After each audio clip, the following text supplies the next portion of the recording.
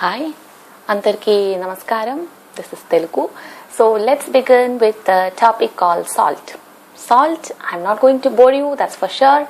Salt is a real culprit these days, and it is leading, like everybody knows, that excessive salt intake leads to hypertension, but nobody is cut shorting on the level of that salt, and that's a different thing.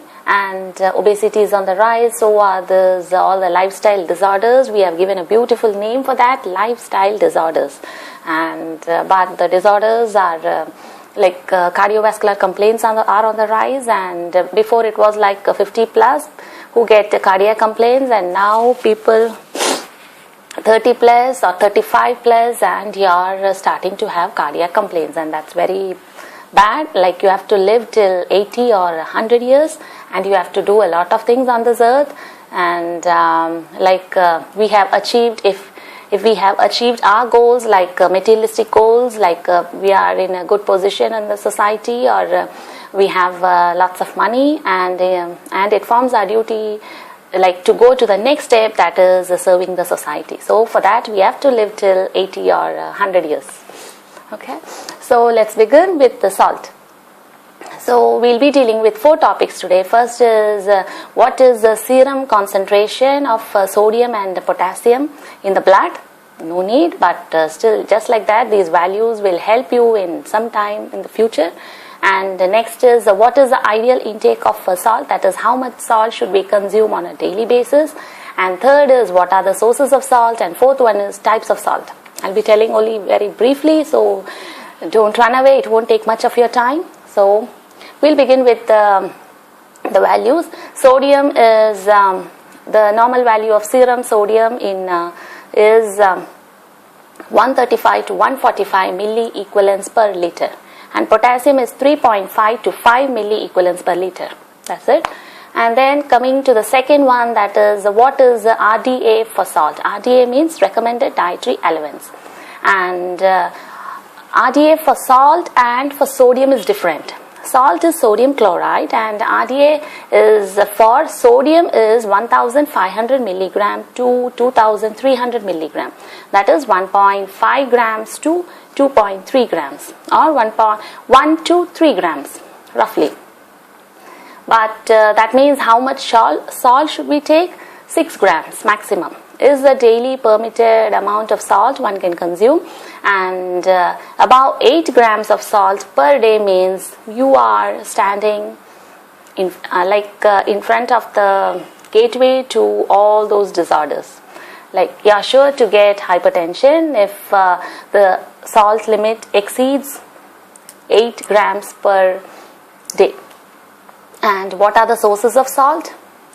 You name anything, I'll say it has salt. You name it, raw foods, vegetables, milk, meat, fish, egg, anything. And no need to say about the processed foods, they invariably contain salt. And why people add salt into pickles and everything?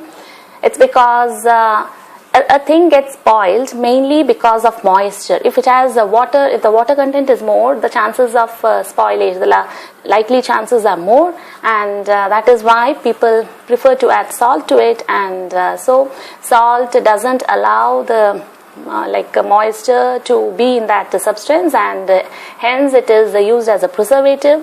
And preservative, it need not be just sodium chloride. We are taking in sodium all the while. I told you it's not just sodium chloride. In whatever form sodium is entering into a body, that will enhance the value of sodium in a body, and that can lead to hypertension.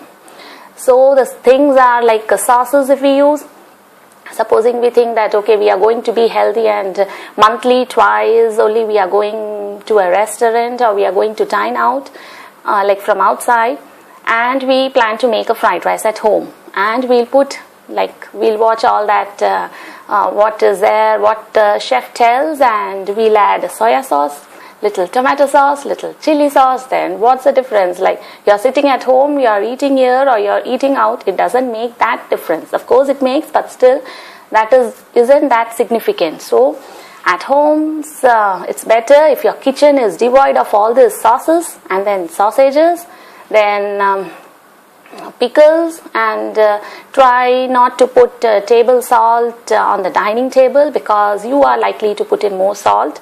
And then the thing is that salt is something that is with sodium chloride or common salt. It has to be put in the dish, not at the time of serving. It has to be boiled well.